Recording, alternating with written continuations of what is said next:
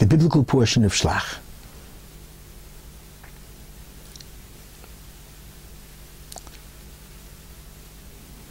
The most tragic and saddest book of the Bible is the book of Numbers.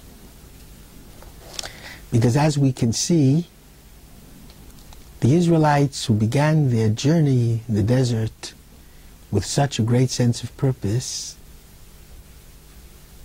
have begun to lose it. And the greatest sin of the Bible, which is the sin of Parashat Shlach, is the sin of the scouts. Tragically, 10 out of 12 scouts make the horrific decision not to conquer the land of Israel.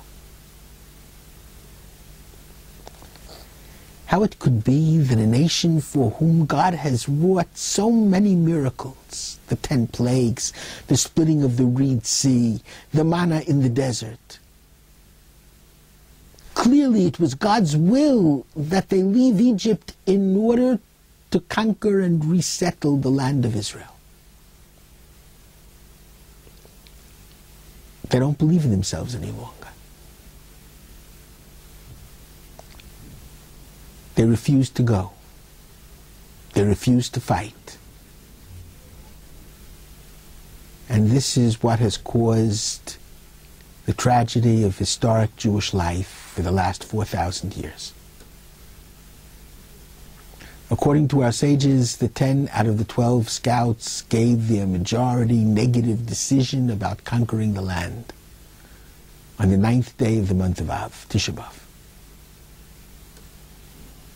And that day has haunted us, the day of the destruction of the first temple and the destruction of the second temple. The day of the expulsion from Spain. The day of the Nuremberg decrees.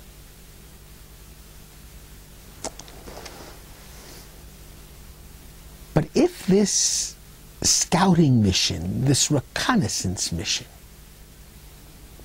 turns out to be such a failure,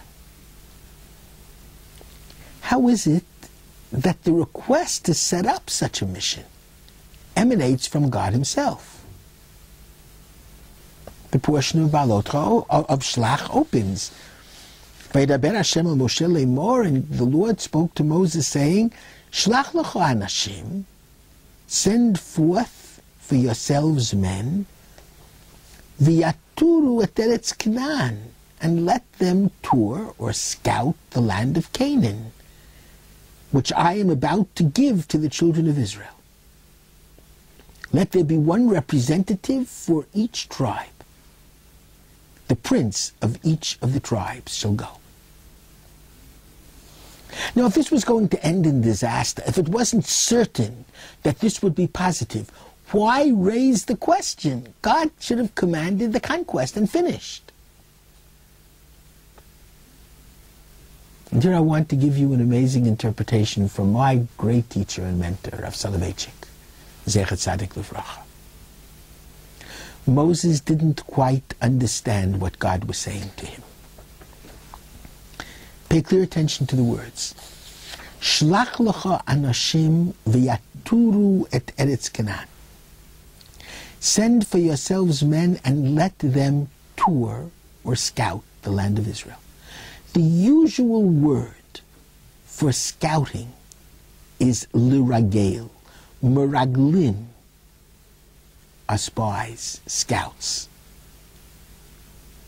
And again, when the Torah speaks of scouts scouting out Israel, reconnaissance missions like with Rahab in the book of Joshua, the verb which is used is liragel. Only here is the verb tour, taf vav reish, perhaps like the English tour, T-O-U-R, but with a slightly different meaning. It doesn't only mean to look with love. It doesn't only mean to look in order to scout out. It means to look with love, indeed to look with lust, with passionate love. Remember the verb as we use it when we look at our tzitzit. The ritual fringes. V'lo taturu achrei levavachem v'achrei einechem. Don't look with lust after the seeing of your eyes and the feelings of your heart. But pay attention to God's words and God's will. Let that direct you. So latur means to look with lust. God says to Moses, just like the Gemara in Masechet Kiddushin 41a tells us in the name of Rav Yehuda and the name of Rav, that a person must first look at and come to know the one to whom she is to become betrothed. Because the Torah says, V'ahavta l'reacha kamocha, you must love your friend like yourself. And fiancé and affianced, chatan and kala, bride and groom, are called beloved and loving friends.